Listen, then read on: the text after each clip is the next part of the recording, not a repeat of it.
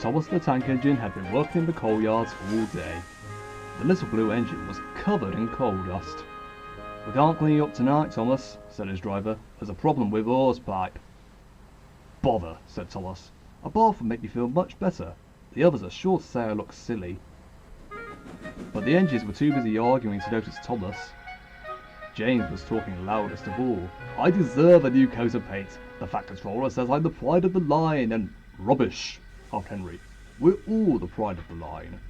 "It's been like this all day," confided Percy to Thomas. "James is getting a new coat of paint, and won't stop boasting about it."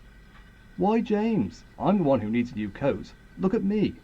"Ugh, I'd rather not," retorted James. "You're not a pleasant sight, and won't understand the needs of a really important engine." Thomas was fuming. Next morning, as James was being repainted, Henry had an accident. "If you can't push trucks properly, Henry, why not talk to a tree instead? You know how much we like the forest."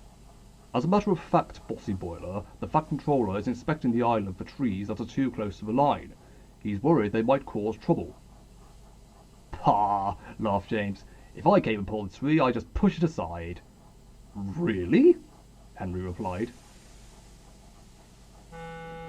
Soon James was showing off his paintwork. "Make way for an important engine." "You wouldn't feel important if one of those trees crashed on you. You'd feel hurt," reproached Percy. "Rubbish! It wouldn't dare." "Here, you should be careful, James. Trees can be just as powerful as engines, you know."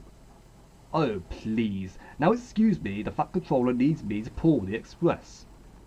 And he huffed away.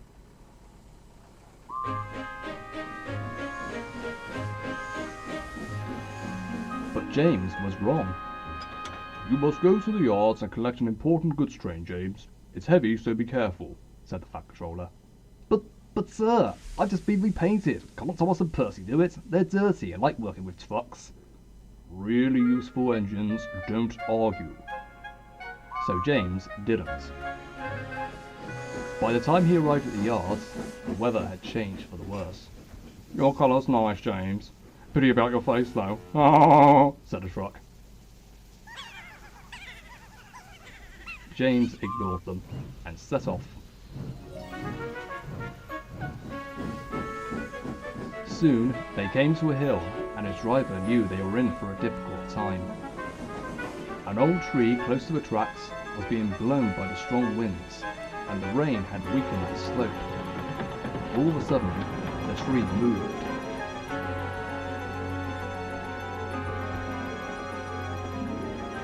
"Whoa, stop!"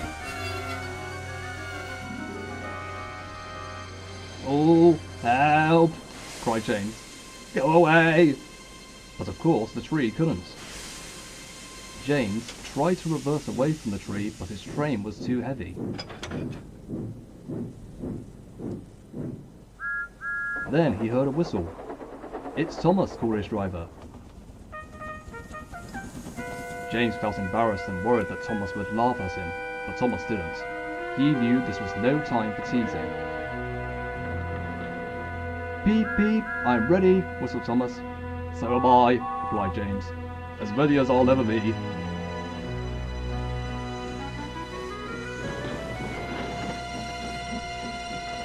They were just in time. Later, James spoke to Thomas. "Percy and Terence were right to warn me. Thank you for rescuing me, Thomas." "Oh, that's all right. We engines must pull together, whatever the weather." Just then, Edward bustled in. "The Fat Controller thinks you're both brave engines. Thomas, you're going to have a new coat of paint, and James, the Fat Controller says that tomorrow you will pull the Special Express." Everyone was very happy.